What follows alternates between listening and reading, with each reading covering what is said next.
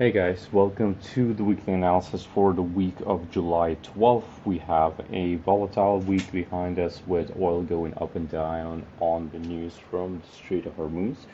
And we are looking into another volatile week over the next little while with CPI coming in on Tuesday, also PPI on Wednesday, and also the Fed Chair K-Warsh is going to be doing a testimony on Wednesday as well. The rest of the week is probably going to be volatile as well, as we do have the OPEX for July on July 17th, the coming Friday, and that is going to bring some more volatility into the market.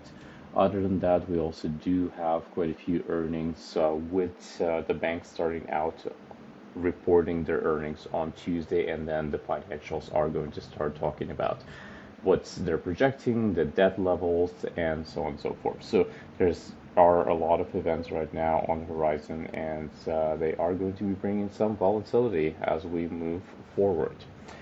From the charts perspective, there's not too much going on right now. It is a consolidation. If you go into the daily chart, you see this range that we've been consolidating in for quite a bit of time. We do have quite a bit of a squeeze forming on a weekly chart. It looks like a 21 MA box. We're still holding the 20T on the weekly as well as I believe on the monthly, so it is an uptrend in a larger time frame, but on shorter time frames you can see very volatile moves up and down and all around.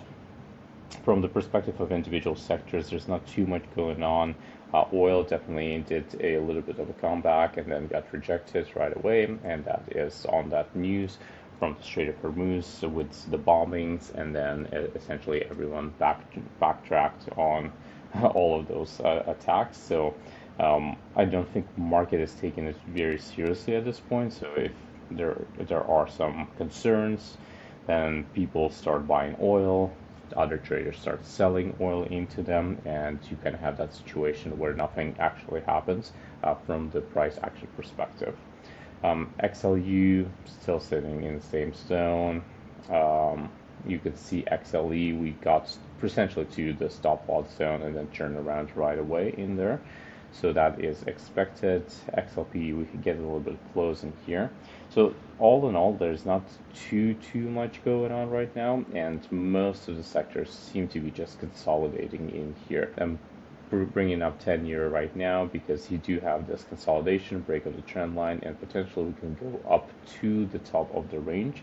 And once again, we also have the same kind of information for DXY, which is a dollar index, where we could see a little bit of continuation higher. So dollar has been standing pretty strong in this flag. So there is a possibility that it is going to continue going higher, but you do have to notice that it did dip below the 20T. For gold, we essentially got to the bottom of the channel. We essentially tapped it a few times, and it looks like a reversal at this point to go to the top of the channel. So essentially we have quite a few dojis. They're all just touching the bottom of the channel, and that's pretty much that. So similar story for silver and similar story for copper as well. And a lot of you are thinking about BTC, so we got to lower quarterly expected move, we have lower monthly expected move. We bounced from both of them. There's a lot of support in here, so there is the path of least resistance is going to be higher, but it does need to form a little bit more structure before it's able to continue going either higher or lower. Right now it's just consolidating. So the theme for the week is consolidation, consolidation, consolidation. Very violent moves are expected up and down. There's potentially some rotations that I'm observing, but on a larger time frame, so what I'm seeing is effectively a mean reversion. So the money is flowing into those stocks that have and those sectors that have been beat up, and flowing there out of the sectors that have been somewhat extended. Anyways, this is a very short weekly analysis. I'm just arriving in Montenegro, and even as I was looking through my screener, I wasn't able to identify many names that would be worth mentioning. especially considering the volatility right now. And even looking at the names over the last couple of weeks, a lot of them are just chopping right now. And so definitely don't be taking the option positions. And if you are taking the positions, manage your risk.